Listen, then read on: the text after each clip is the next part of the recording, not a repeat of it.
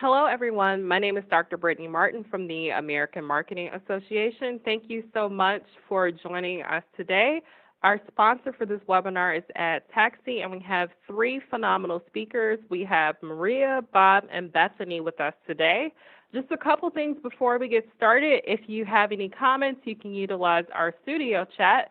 Go ahead and tell us where you're located or a fun fact about yourself today. If you have any questions specifically for one of our three speakers, you can type those into our Q&A tab located next to the studio chat. But without further ado, we're going to go ahead and get started with Bob. Awesome. Thanks, Brittany. Appreciate that. Thanks, everyone, for joining us for this digital marketing in a data privacy world. Just a simple wow. I cannot believe we are sitting here at 26 days out from Christmas. Oh, I'm sorry. I mean CCPA. No, Christmas is just around the corner as well, and that's freaking me out. But it's amazing in this last 6 months. For CCPA, I was getting some trickle ins for this. But then in the last week, I think I got more emails about CCPA than I have in the last 6 months. So it's heating up. It's big. It's right here, right around the corner. And I just want to put everybody at ease, or at least some people at ease. If you haven't gotten started, you're not alone. If you're just getting started, you're not alone. So a lot of people that we're hearing aren't fully prepared yet, and it's probably why you joined us. So I appreciate you taking time out of your day to learn about that and hear from us and what our perspective is on this. To talk about this voice that you're hearing, this is Bob Batchelor, and I'm the Director of Customer Experience here. How I kind of get involved is, I work with our clients, what their experience is with us, how we work with them. But we're getting a lot of questions on this CCPA.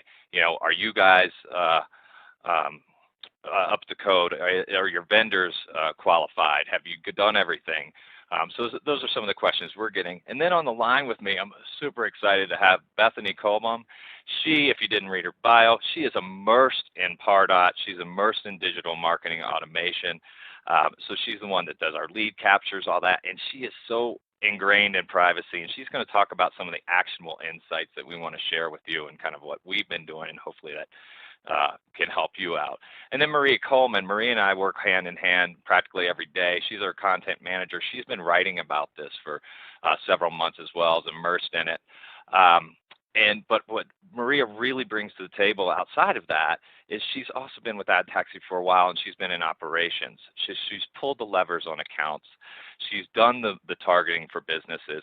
She really knows what businesses are going through for that, and can bring that perspective as well. So super excited to have Bethany and Maria on the line.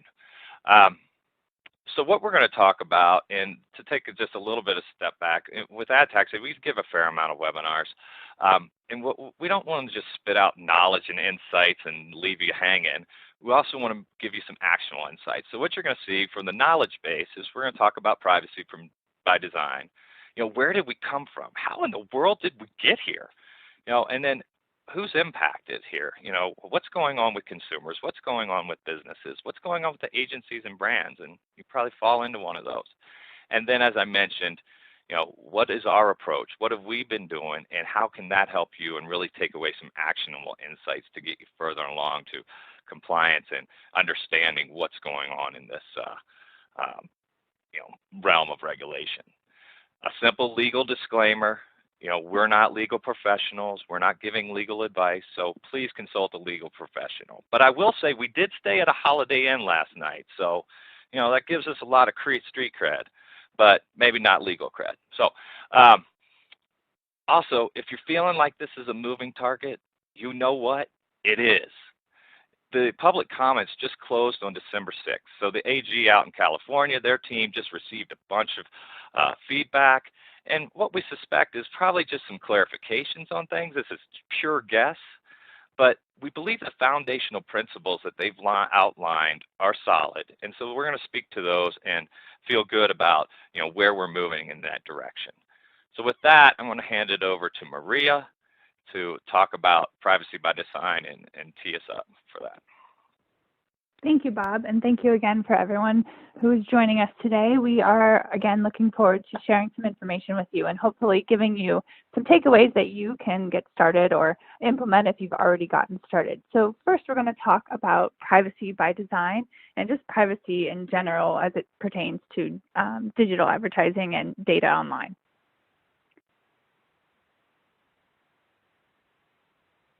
So privacy in general, we all have an idea of what data privacy means.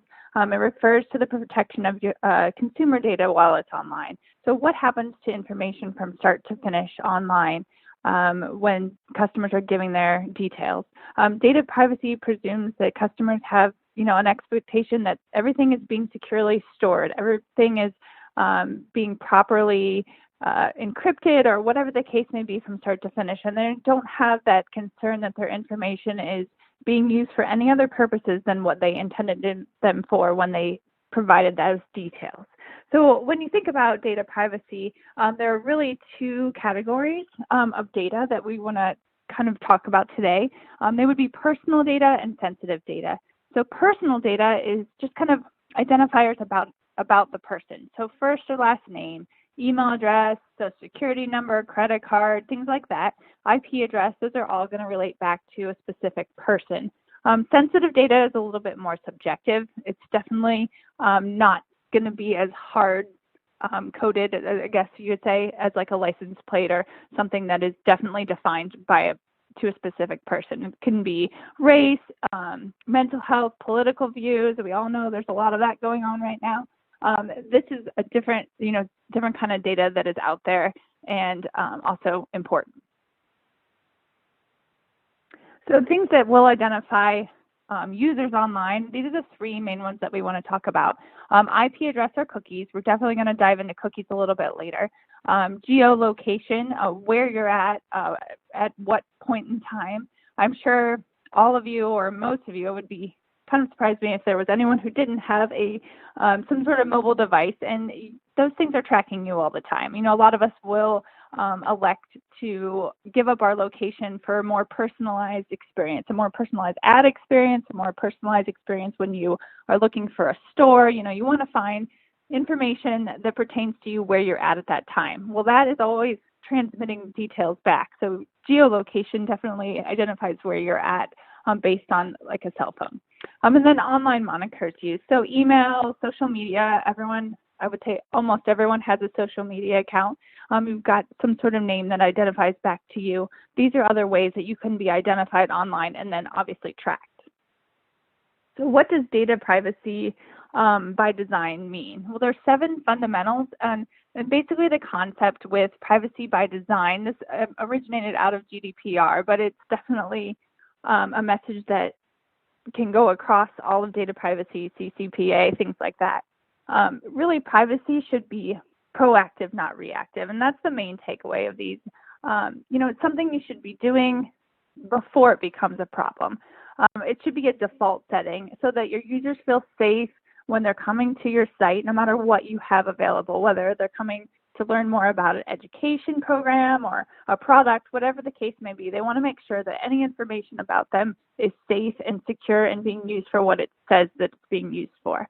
Again, end-to-end security from start to finish. So from collection of that information to disposal of that information, they want to make sure that there's no gaps in that process.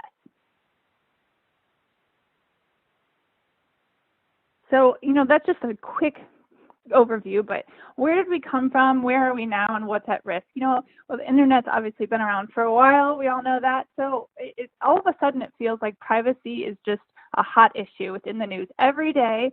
As Bob said, I'm doing a lot of content writing, so it seems like there's a privacy concern or a privacy breach constantly. There are some companies that seem to have more problems than others. I'm sure you're all aware of who they are. So, this is definitely something that has really come to the forefront. And what does it mean for, I guess, everyone, businesses and consumers? So it's kind of all originated. It really goes back to Facebook. We're all familiar, most of us should be familiar with the Cambridge Analytica. There were, a huge breach of user information. And that put up a big red flag saying, hey, this information is not being properly stored from start to finish, from collection to disposal. This is a problem. User information is out there. So that's what prompted the GDPR. And the GDPR is basically what started CCPA. So that's kind of where it stemmed from. So this is the regulations that take place in Europe right now, and this governs how information is being handled from start to finish. And it's very strict, and it has strict rules on data controllers and processors. And we'll get into that a little bit later, but it's really important to know that there are those differentiators. So GDPR, this is just a quick snapshot. It requires an opt-in versus an opt-out approach, and we'll get into the opt-out approach with CCPA. It requires full disclosure of how data is being used, such as cookie tracking, which again, this is something that CCPA pulled from GDPR, and you'll see that a little later. And it gives users the ability to see how their data is being used and basically be forgotten. So basically say, hey, I don't want you tracking this information. I don't want you storing it. Please get rid of all of my details. They do have that option, and that's really important. So we were kind of looking for some examples so you can see the magnitude of this. And again, with we know CCPA coming up soon, this just gives you an idea of where we could be headed. So, facial recognition, there was a problem with that in Sweden. Basically, the school was using facial recognition for students to count people for attendance. It was in purely a trial mode. And when they did that, they were fined for it because they were not securely storing and using that data. It was I think a $22,000 fine. And, that is something that they weren't aware of, but it, comes with a fine because they weren't following proper regulations. Here, this is something we don't have a lot of rules and regulations on when it comes to facial recognition, so it would not surprise me at all if this doesn't start to fall into that CCPA. And then we can talk about geolocation, making sure companies are using your data for the right purposes the way they're supposed to. There was a fine assessed for that as part of the GDPR. Yeah, Maria, this is one, just for the audience, there was a host of violations, but these are two that we just plucked out of there. We thought they were so different in the fact that, Maria, talked about facial recognition. That's kind of, out there for privacy when you just kind of think about some of that. And then geolocation, we talked about that device being in your pocket and how you can abuse that data. So there's just two ones that we want to give you an example of what in the European side, GDPR, and where things could possibly go in the future.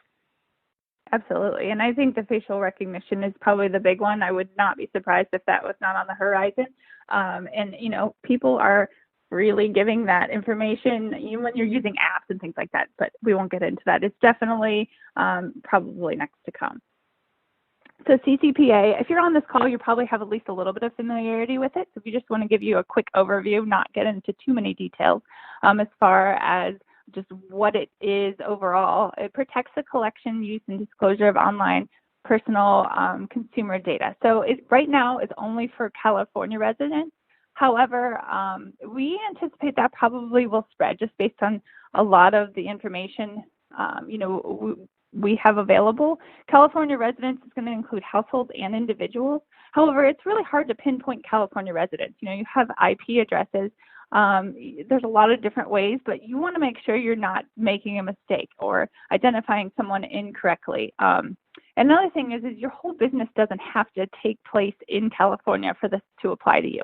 If you do any business in California, even if it's a small amount, this is definitely going to apply to your business. And this clarifies it a little bit more. It's any business that has more than $25 million in revenue, buys and sells personal information of 50,000 or more consumers, and derives 50% or more of its annual revenue from selling consumers' personal information. Again, it doesn't mean those whole amounts have to be from California. If any portion of those are from California, then you fall into this category. It's currently the toughest privacy law in the United States, but we do anticipate that spreading, obviously. And it does give consumers the right to know how their information is being collected and the ability to delete that, which, again, we'll dive into. But it's really important that they will have that ability. And it goes into effect January 1st. However, enforcement will be 6 months later.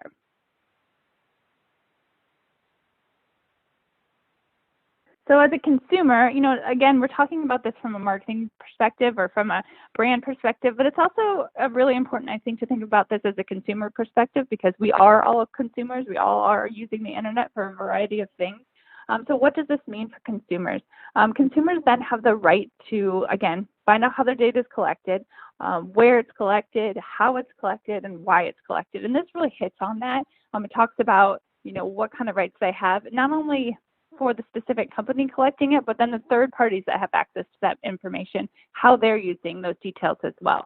Customers can request a copy of this report, and then as a company, you have 45 days to supply this. Again, this is why it's important to have something in place. 45 days is a pretty good amount of time if you already have a structure in place. If not, 45 days is really not a lot. So it's something to really make sure you have in place now. Yeah, this one I just kind of call the who, what, why, where slide, and this information is right from CCPA, maybe not verbatim, but they definitely call out this who, what, where, and why information. So it's important to know on these sides of the consumer rights. Yeah, thank you.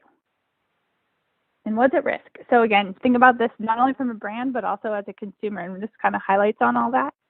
Things to consider, personal information is out there, like we said. You can't put the genie back in the bottle. Once your information is out there, it's out there. You don't know where it goes. So it's really important to feel like it's secure from start to finish. Companies that don't adhere to this could face potential lawsuits. You can be fined, like I said, even if a small portion of your business does work with residents in California. It doesn't have to be the entirety. Again, this is, as well as GDPR and PCI fines, and we'll talk a little bit about PCI later, but that has to do with credit card regulations. And just the potential loss of revenue for non-compliance. That's definitely not something anyone wants to risk. And I think one of the bigger takeaways is just brand. As a brand, you want to make sure that you are recognized as doing everything ethically and people feel comfortable doing business with you. We all know how fast bad news travels on social media. So something like this could really be detrimental to your brand if you have some sort of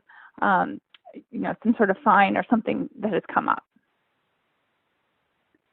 Yeah, just to add a little bit, some of that isn't any news. We've seen data breaches happen, what kind of fines occur, the work they have to do to reshape their name. And so, CCPA just kind of extends, what's going to happen with other businesses that have different violations, but kind of the same impacts could happen to them. Yeah, absolutely. It's definitely it's changing the landscape. So this gives you just a quick snapshot of a comparison of the three. We just talked a little bit about PCI, but that was payment card industry. So that has to do with how credit cards again are processed, and that's about 15 years old at this point. So that shows you kind of the starting point of when we realized, hey, this is a problem that this information can be tapped into. And then you can see just a breakdown of the GDPR and then CCPA, the fines that come with these potential breaches. So 4% of gross revenue for GDPR. That obviously can vary on what the specific fine is depending on the company. And then for CCPA, up to $750 per consumer affected. That number could grow very quickly. So something to keep in mind when you're thinking about these things.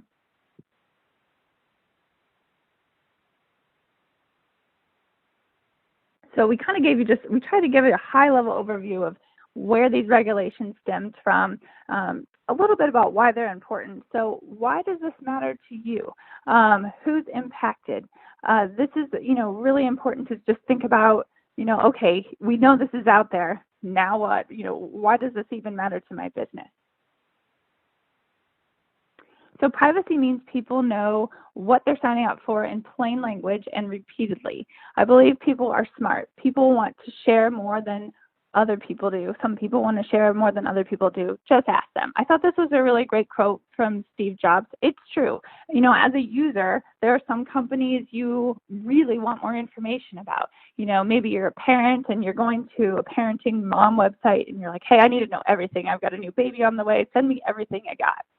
You want to give your information specifics, so they can talk to you about different timelines as you go through the process of a new baby or whatever the case may be. Then there are other sites you're just kind of browsing over quickly. You don't really want them to come give you more information. You're just kind of checking them out. So, if you ask people for information, depending on their interests, they'll let you know what they want from you. So this doesn't have to, give you fear that it's going to kill your business. It definitely could actually help you tailor your message a little bit. So what do regulations mean for consumers, businesses, and agencies? We're just going to touch a little bit on each so you get an idea of, what we're looking at. So like I said, privacy can be good for businesses.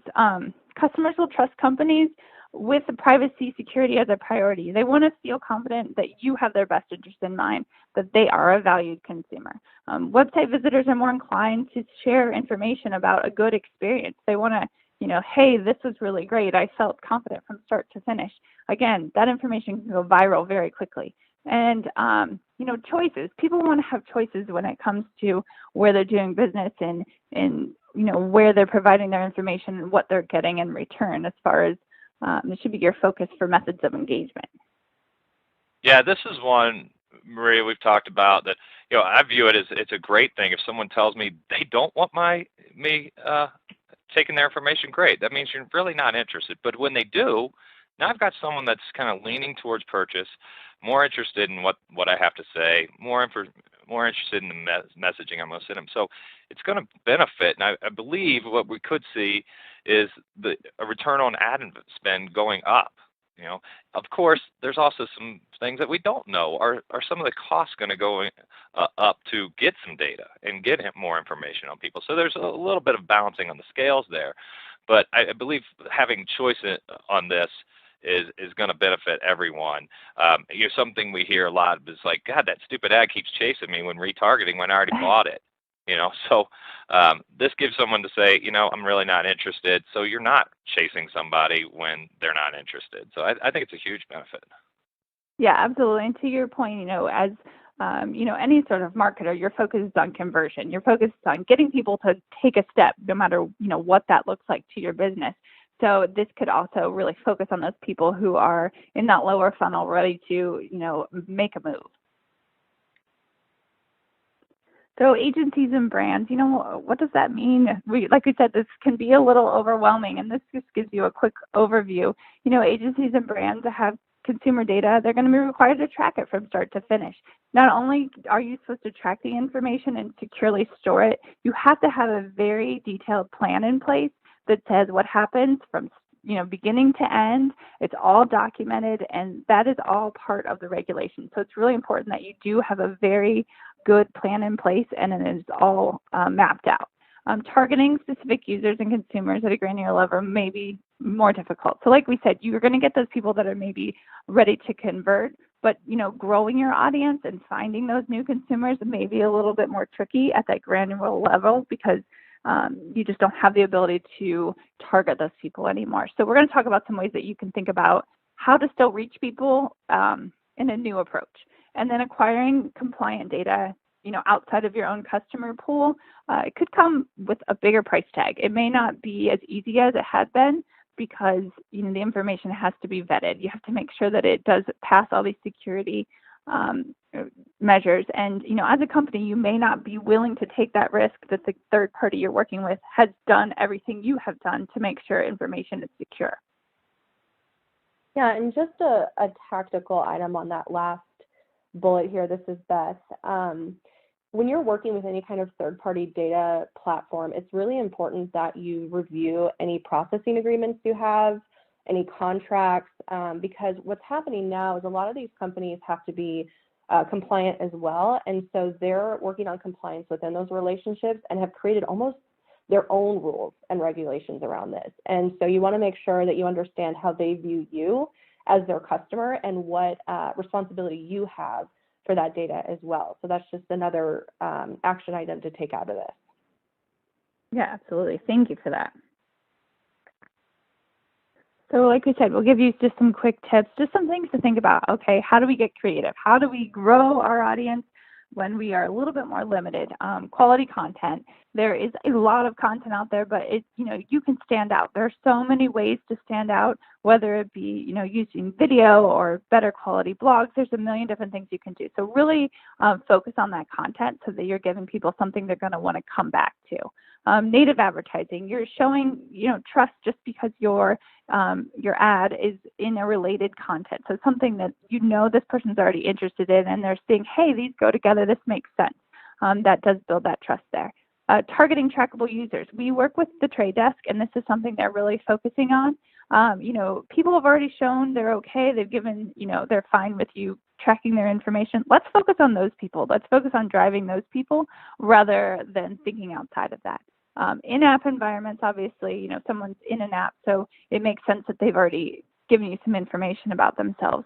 And then contextual targeting. We're going to talk about this a little bit later too, but contextual targeting just based on topics. So, using the news. There's a lot of people who may be interested in what you have based on these more general topics. So ad tech, what have they done?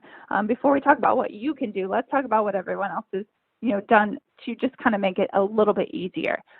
Safari, you can see, has updated its cookie tracking policy. They've decreased the window from 7 days to 1. Many of you know, with retargeting and things like that, it's usually a 30-day window, sometimes a 90-day look back. Facebook's ranges as well. This has changed now. So Safari's already taken the first step in eliminating that window to 1 day. 1 day is not much time to keep someone in that cookie pool. So keep that in mind when you're making your adjustments to your strategies. Firefox has implemented enhanced tracking protection to block third-party trackers. This is now a default setting. Users don't have to do anything. There's no choices. This is just what's going to happen for them moving forward as they're trying to take extra precautions. And then Google, always the big one in the room. We talked a little bit earlier about contextual targeting.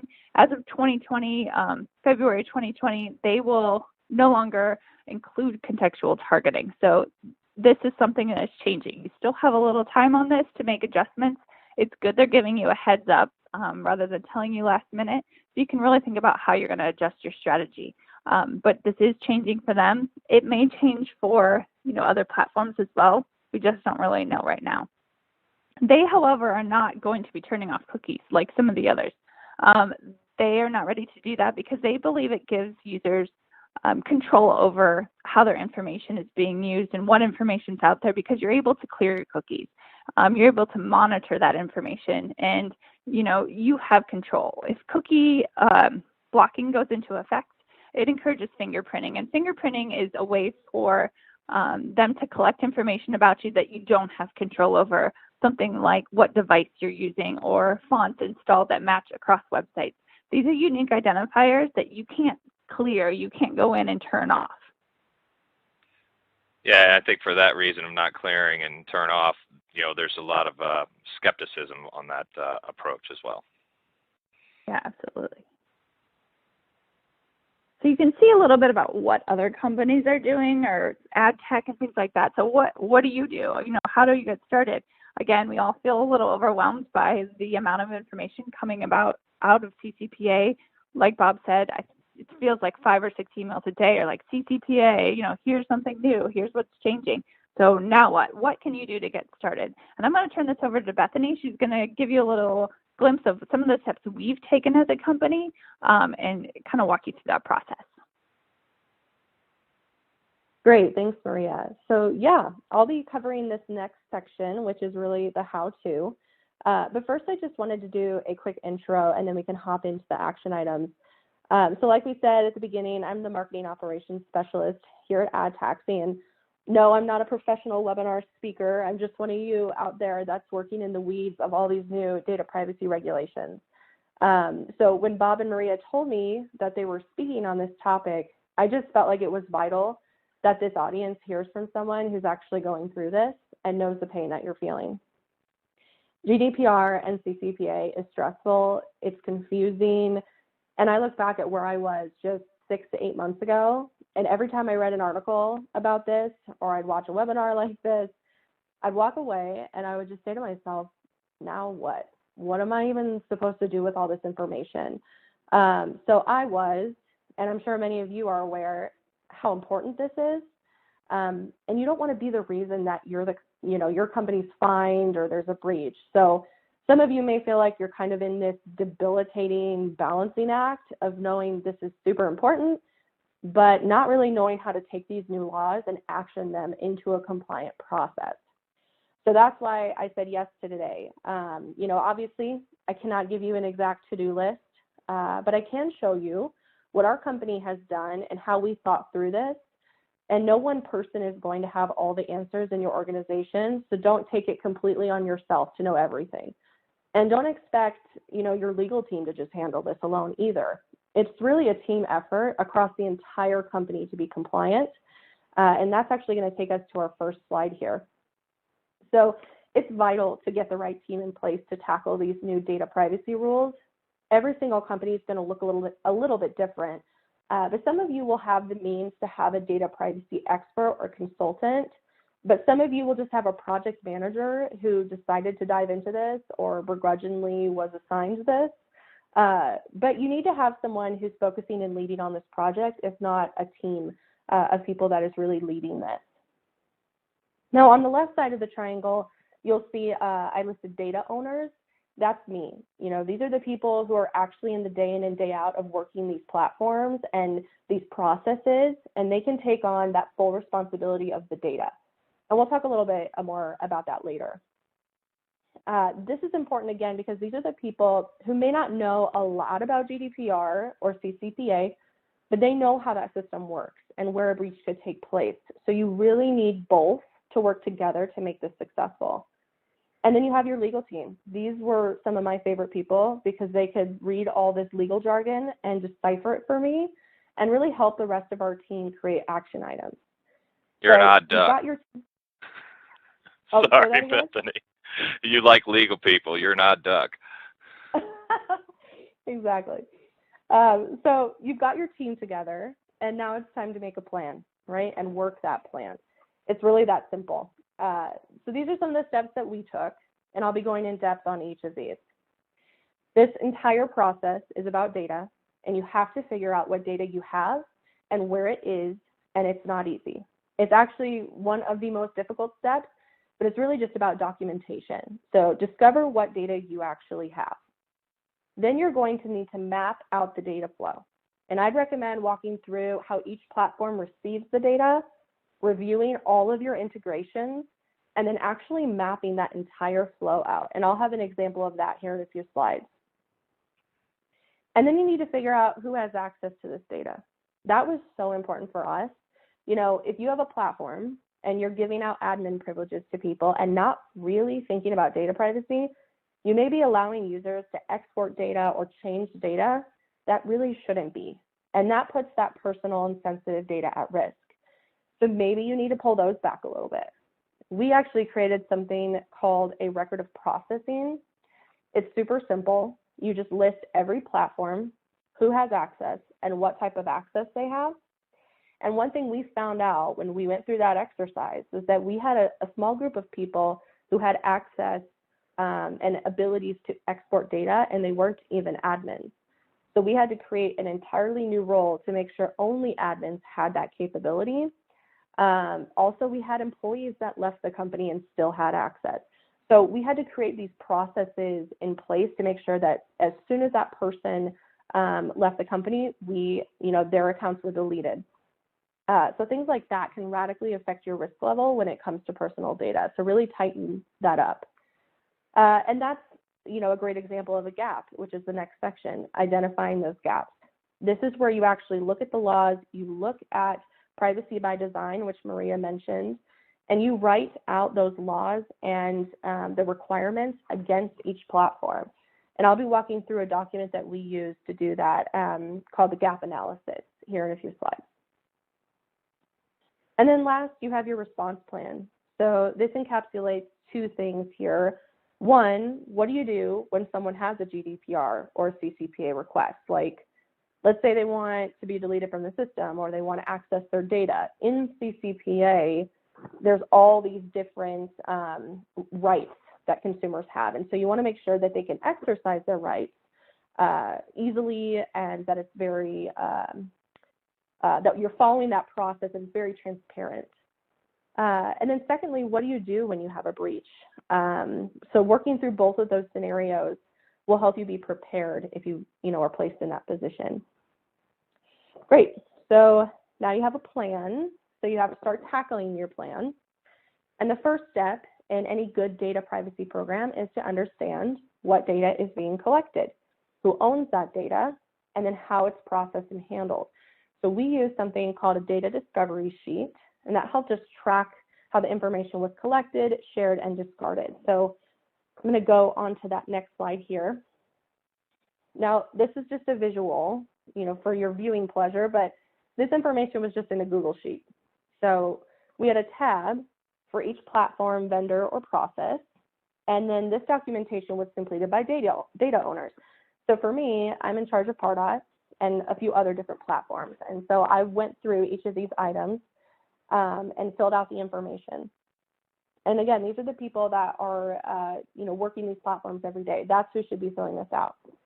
I'm not going to go through each and every one, but some are pretty self-explanatory. As you can see, we looked at the types of data that were in the system, personal and sensitive. So where were we at risk? Then we wanted to know who owns the data so we could have someone responsible for it. We want to know how big the database is. You're going to want to prioritize where you're most at risk because those are the databases that are the largest. We looked at what integrations we had in place. It's not just about the platforms, it's also about the integrations because you're transferring data on these, technical highways, and you need to make sure that those are safe too. We also looked at how long we were holding on to that data because there are laws around that as well. You can't just hold on to everything forever anymore. And then how are you disposing of it? So are you pulling lists out and putting them into your desktop recycling bin? Things like that need to be looked at as well. We wanted to know the purpose of the data. So why are we collecting it? And then we came to a conclusion after we, got all this information. Are we in scope or are we not? And sometimes, you're going to run through all of this and realize that your platform's not in compliance yet. In fact, most of ours were not to begin with, but it gave us a starting point so then we could determine where the gaps were. And then the last piece here is the data processing description. And this is where the data owner, again, would describe how the data is received and accessed. So in this example, leads would complete forms and then they would be pushed into Pardot via an API, or we would import a CSV list from an event. So if you're the data owner and you're on this webinar, you have to think through these items. You have to document your processes. That's really the next step. And once you've completed this, then you can meet with your data experts or your legal team, and that's when you can start identifying those gaps according to the GDPR and CCPA and map out your data workflow. So let's look at data mapping. So this is my favorite part because I'm a very visual person. So the sheet before, it has all my information, which is great, but I wanted to see how is this data being transferred, where's the data going so that I could visually see the gaps. So this is an example of a piece of how we charted out Pardot specifically. And there's three things I want you to keep in mind when you're plotting these. One is integrations and API calls. Again, that transfer of data, you need to map that out. These are the arrows that you're seeing. How is data being transferred? Second, look for manual transfers. Do you have people just, randomly adding leads to your CRM? Do you have, exports that you're doing that you aren't sure about? So really understanding where the data is going and how it's getting in there and out. And then lastly, how are you disposing this data and where is that at? So I'm just going to look at this, simple representation. It's definitely not the full picture because as you can imagine, these can get pretty complicated. I mean, some of you probably have a lot of integrations with dozens of tools. That definitely was the case for us. And so this takes time. It takes diligence. So just, stay in there and, go step at a time and you will get through it. So let's walk through just the left scenario here. I'm going to start at the events box at the top. So we would attend trade shows, right? And at the end of the event, we get a lead list, and it would be on a shared Google sheet. Usually we were scanning badges or we'd get business cards and enter them into this Google sheet. And then I would download that list onto my laptop. Then I would import it into Pardot, and then it would get transferred over to our CRM, which is Salesforce. So the sales reps could start working their leads, right? So that's 4 or 5 transfers of data right there. So I had to look at each and every step to make sure it was compliant, and that's what you need to do as well for any of your data. And one of the changes we had to implement was actually encrypting my desktop, because that specific step right there put us at risk. And so now that my desktop's encrypted, we know that it's safe. And you just basically need to map that out. You have to know where all of those data points are. And really think about every single step along the way so you can prevent future breaches, because that's exactly how those happen. It's one laptop or one person that has access that shouldn't, and mapping it out really helps you decrease your risk significantly. Okay, so your data's mapped. You have this beautiful visual of where everything's going, and now you're actually able to find your gaps. And so at this point, data owners, the people who have all that business intelligence, the ones that are really working those platforms, have given up all that information to these data experts in the legal team. At least that's how it worked for us. We really just brain dumped and gave them all the information. Then the data experts in the legal team worked together and kind of met us in the middle and said, okay, so based on all the information that you've provided, let's find all the gaps. So we use this sheet. This is, again, it's just a screenshot of a Google sheet that we use, and it's called the gap analysis. It's a universal Google sheet. It has every single platform, every process, every vendor, and we compared those against the privacy rules and regulations. And then we determined the gaps, and we just worked this document to close the gaps one at a time. And this is where your to-do list comes from. This is how you determine the steps you need to take to become compliant, and how you can communicate and document that process with your team. So let's kind of walk through what we used, but keep in mind, you may have different columns or requirements based on your company, but this is what worked for us. So starting on the first column here, we are just naming the process, the platform, or the vendor. So super simple. Our second column is whether this entity is a controller or a processor of data. This is huge. We discuss this heavily. I would say like weekly, we discuss this, trying to determine whether or not the platforms that we were working on were processors or controllers of data. So what does that mean? A controller determines the purpose and means of the processing of personal data, but the processor is just processing the data on behalf of the controller. So it's a little bit different, and they have different rules and regulations depending on the roles that they are. So definitely that's something that you need to, be aware of and thinking about as you're working through these platforms. Next up is simply the data owner. It made us really easy for us to filter by person, because the data owners should be in here checking on their gaps, working them week by week. And so it's just an easy way to understand who owns it. And then the next four columns are where I really want you to direct your focus. The fourth column is the gap or the risk. So in our case, the data privacy team worked with legal to determine what the risks and the gaps were in each platform based on the data discovery, the mapping, and just a side-by-side comparison. Essentially what they're going to do is say, okay, this is our website, and this is where it stands now, and then this is what a compliant website would have. The cookie pop-up, an updated privacy policy, an opt-in or an opt-out, things like that. So you figure out, oh, we don't have that. We need to add this. We need to add that. You figure out what you need to do. And so that really just helps you, continue to work through those, those gaps. So then right next to that gap or risk, they would clearly define which privacy rule was violated and then their recommendation for compliance. Now, as you can imagine, this is where the debate and the collaboration happens. This is where, the legal team is always going to want you to be as stringent as possible. And then, as a data owner, I'm over here like, how am I supposed to do that? That's going to take forever for me to make that. Or, you kind of have that back and forth, and you have to find a middle ground where you are 100% compliant, but you also are able to function efficiently as a data owner, as someone who's in, the day in and day out of business. So we would brainstorm solutions, and it was a very collaborative effort. And sometimes you have to have, and I would really recommend this, having a unbiased opinion outside of your triangle.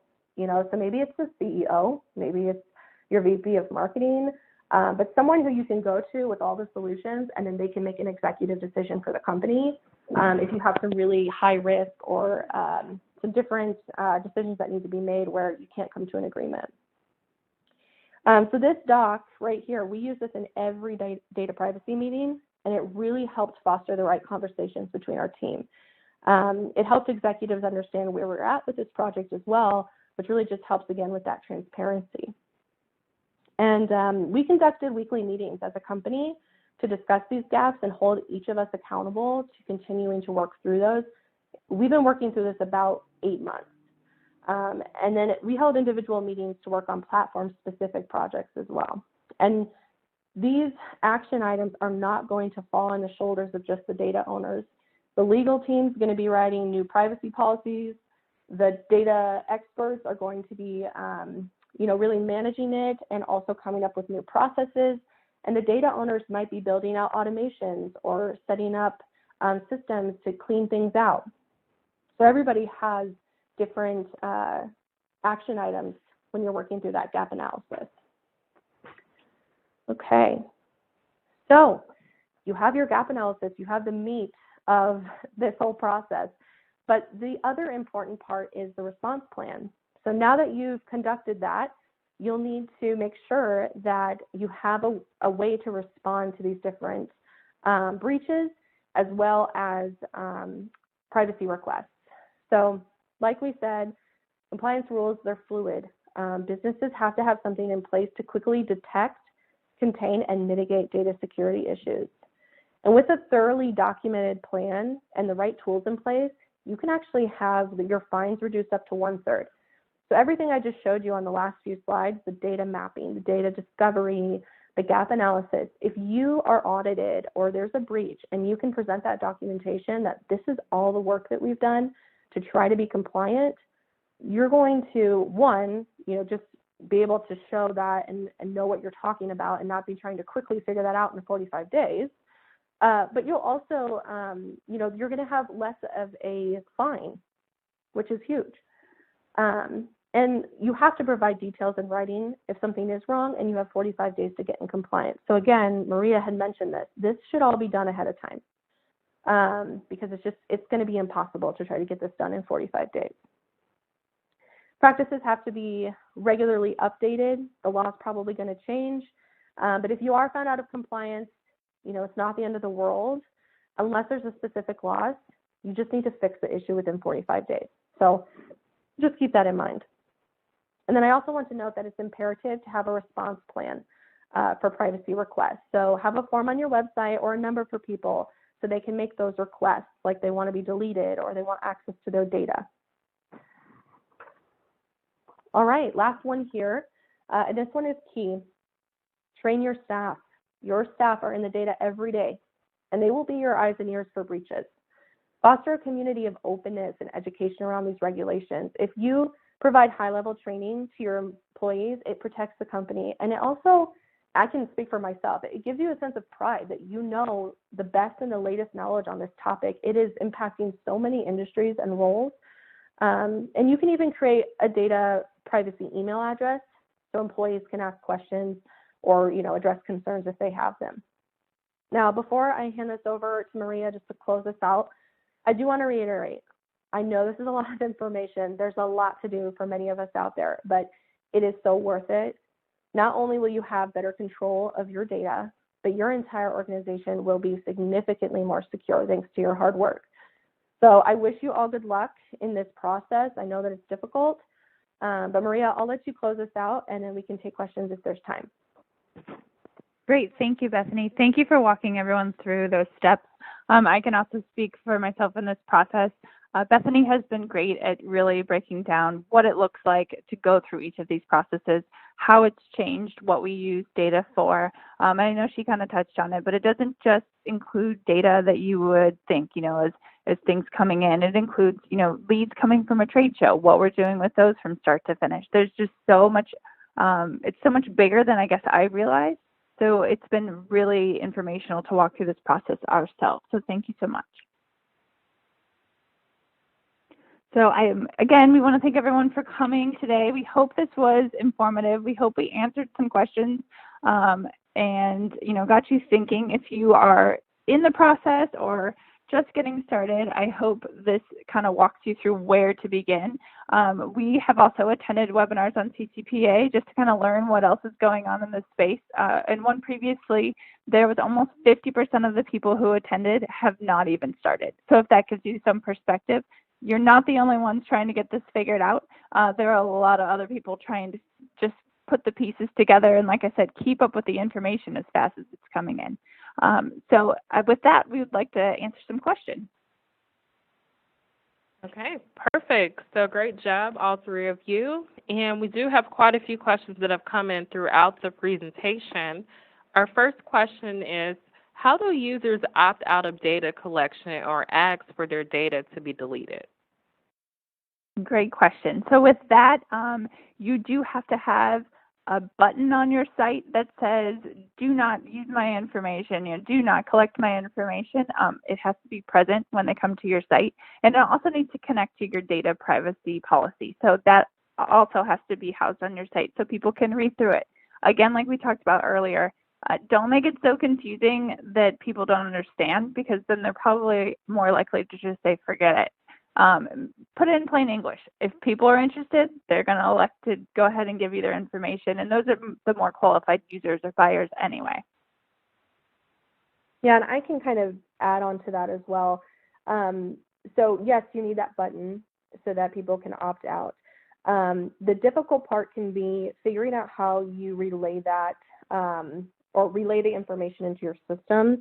So make sure that if you have an opt-in, that you have an integration in place for people to actually show their date stamp for opt-in. That's one thing that we wanted to make sure we had, was a date stamp of when they opted in, as well as a checkbox on everyone's profile if they opted in. So on the opt-in side, make sure that you have that. On the opt-out side, obviously you're not tracking them at that point, but just make sure that you have both so that you can obviously have that record if you were ever audited, that you can prove that those people opted in. Yeah, that's a great point. Okay, great. And our second question came in from KK, who wants to know, if we do not conduct business in California, but we have website visitors from that state, are we legally obliged to align with this new regulation?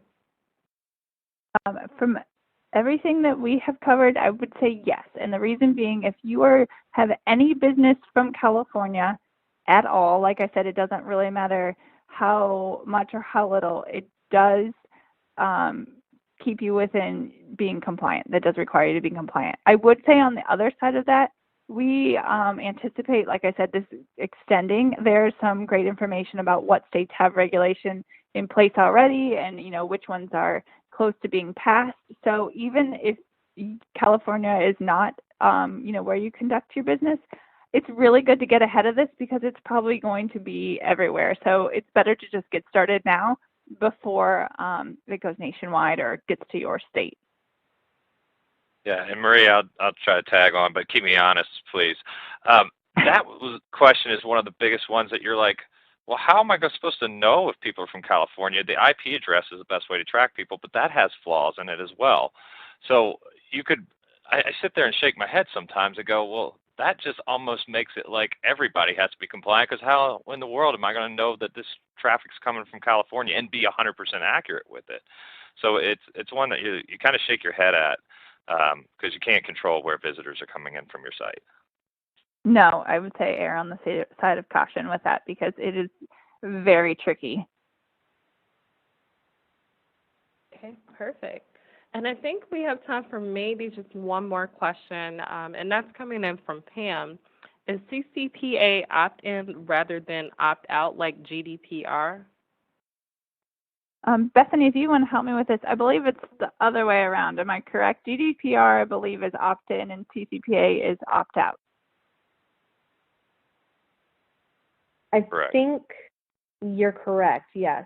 Yes. Yes. And I say that, like Bob was talking about, I was previously working in operations, so I have trafficked a lot of ads, and I worked with Canada, and Canada obviously falls in the GDPR. So, they, for a long time, this pertained to the email laws there. They were not, people have to opt in for you to use their emails versus opt out. It's very specific, huge fines attached to that. So a lot of companies weren't utilizing an email, an email platform because they were just like, forget it, we're not even gonna, risk it. So it is, the other way around. Yeah, and that one, there is requirements for like a button to say, do not sell my information as well. So. Right, absolutely. All right, perfect. So we have reached the top of the hour. Do any of you guys want to leave our audience with final thoughts or final comments? Yeah, absolutely. Thank you. First, go ahead, Bob. No, you got it, Maria. I just wanted to say again, thank you everyone for joining. We really appreciate your time. And as we have kind of harped on, this is changing really quickly. So it's, if nothing else, start getting a plan in place, start working on that data mapping, do your research. And, it's really important to work with, like Bethany said, not only a legal team, but an IT expert. If you don't have one in-house, I definitely think it's beneficial to maybe get that outside expertise just to make sure that you are following all the rules. It is a little confusing and overwhelming, but we sympathize with you because we've gone through it as well. And another thing is we're going to continue to follow this. We plan to do a follow-up webinar in the spring after we see how this all kind of filters out. You will get information from us after this webinar that's going to include just some resources and then a little bit about where you can find our webinars, and look forward to hopefully seeing you again in the spring. Okay, perfect. So audience, let's give all three of our speakers a virtual round of applause by saying thank you in the studio chat. And just a quick reminder for our audience, this presentation will be available on demand as soon as we conclude. So we hope that you visit AdTaxi's website and also take a look at AMA for additional membership benefits. But we hope to see you back for our final webinar next week. Everyone have a great day. Awesome. Thanks, everyone.